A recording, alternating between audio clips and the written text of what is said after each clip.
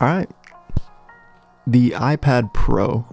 Here's why I think the iPad Pro is the best companion for your iPhone.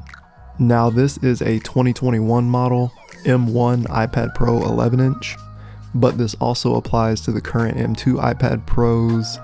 Basically the same thing, just a better chip. Not really going to be talking about the 12.9-inch version because in my opinion, the iPad, you want to be able to comfortably hold it. This device is mainly a media consumption device, so YouTube, playing games, maybe a little bit of drawing. I want to be able to lay in bed, hold this, and not be scared of it breaking my nose if I dropped it. Although if you drop this 11-inch, it probably is still gonna hurt a lot. It's not too bad. It's not too bad. It would be worse if I wasn't bracing myself for sure. But yeah, you want it to be portable. The 12.9-inch I feel is just a little bit too big and bulky. I've held them before. It's just a little bit too big for me. But if you're okay with that bulk, then go for it. You will get a better screen with the 12.9-inch version. But back to the 11-inch.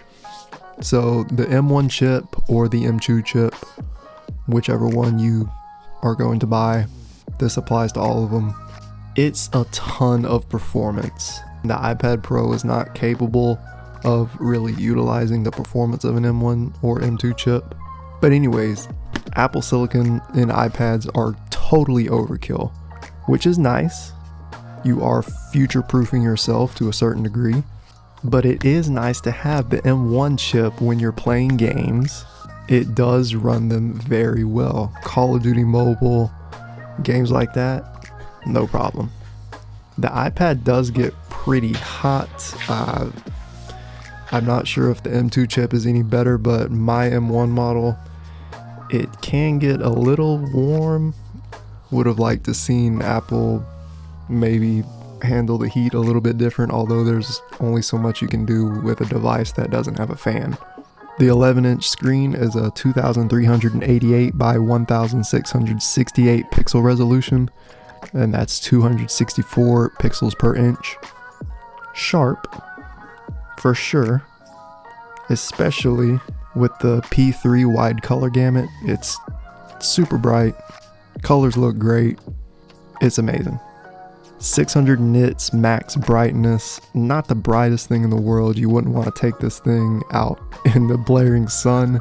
It's not really gonna be usable in direct sunlight like an iPhone would be, but I'm pretty sure you're not buying this to use it out on the beach in the blaring sun. The front camera does support center stage, which is where it tracks you in a Zoom or FaceTime call. If you move, the screen will move with you, which is cool.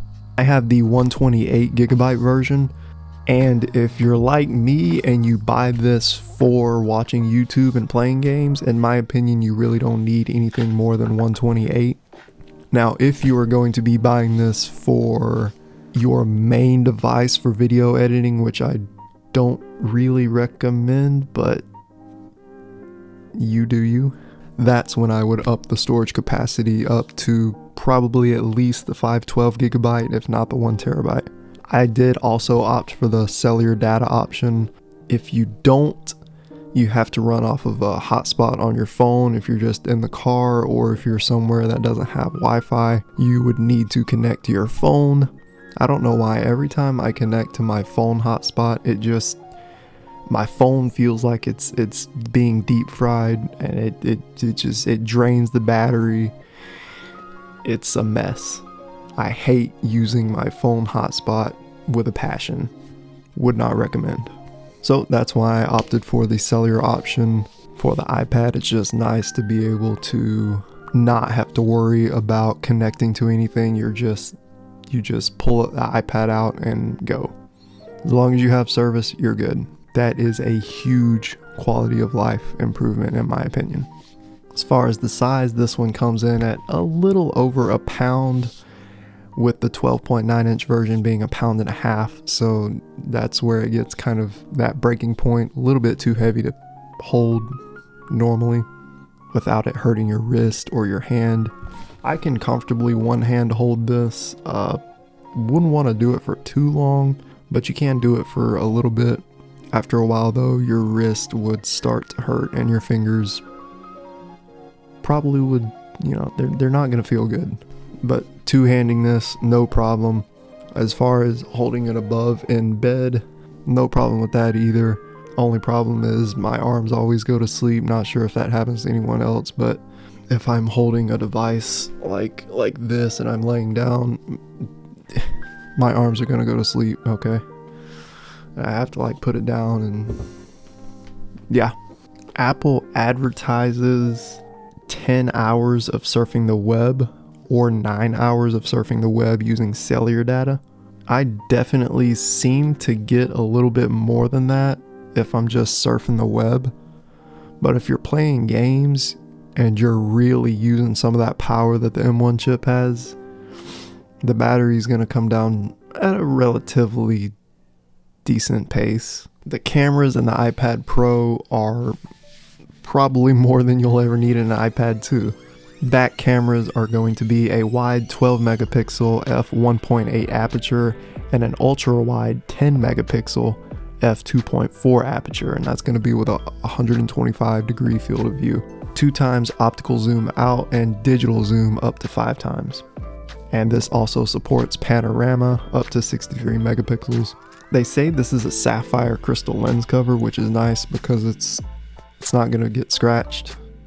At least easily, that is. It's not going to get scratched easily. Video recording, it can do all of your standard 4K video recording at 24, 25, 30, 60 FPS, 1080p HD at 25, 30, or 60, and then it also has 720 at 30.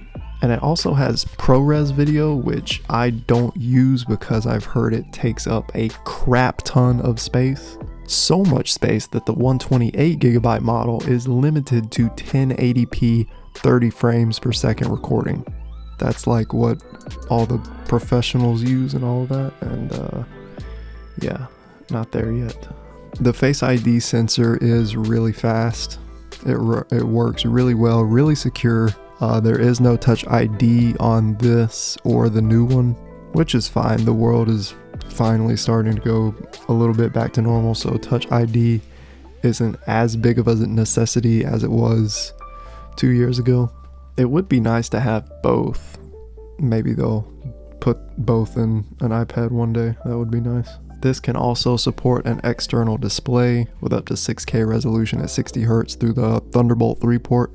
If you want to put anything on your iPad on the big screen, that's super nice. One of my complaints with the iPad, just in general, the iPad Pros, and this also goes for the iPhone Pro models, but we won't get into that. There's no color choices, man. There's no color choices. Silver and space gray. That's it. Silver and space gray. How about throw a bright torch red color on there? How about that? How sick would that be? A torch red, bright, vibrant iPad. I would buy it in a heartbeat. Now, I mentioned I bought this iPad for playing games and watching YouTube and movies and such, and I did, but the more I mess around with LumaFusion, the more it kind of gives me hope for the iPad. I believe Apple said DaVinci Resolve is coming to the iPad, which is another editing software, and that they could be going somewhere with the iPad as far as functionality compared to a computer. I think we're finally getting somewhere, but only time will tell. But back to playing games. This is always my go-to device anytime I want to play a game. It's just the right size. It's not too big, but also it's way big enough to enjoy. It absolutely lights up anything you play, makes it look super bright, super smooth, 120 Hz. It never gets old. And when you're not playing games and you're watching, say, a YouTube video at 24 frames per second, which is what this is filmed in, the nice thing about ProMotion is that it will only refresh the screen at 24 Hz. and that saves you a lot of battery life. So basically the screen will only use as many hertz as it needs for whatever you're using it for. If you're scrolling the web, it's going to use that 120 hertz and it's going to make it look buttery smooth. But if you are watching a YouTube video shot in 24 frames per second like this is, then it's only going to use 24 hertz. It's only going to refresh the screen 24 times a second instead of wasting power and refreshing it 120 times per second. It's only going to refresh it 24 times per second, or 30 if you're watching a video filmed in 30, and so on with 60. You get it. Just a nice little battery saving thing that this does that is really nice. So yeah, if you want something that is going to complement your iPhone really, really well, and you want something a little bit bigger to watch some media on, definitely pick yourself up an iPad Pro. Doesn't matter if it's the M1, the M2, just get it. You're not going to be sorry. It's so nice to have a bigger screen, especially with 120 hertz. Now, I will say this. If you can't tell the difference between 120 hertz and 60 hertz, you don't have to get the iPad Pro.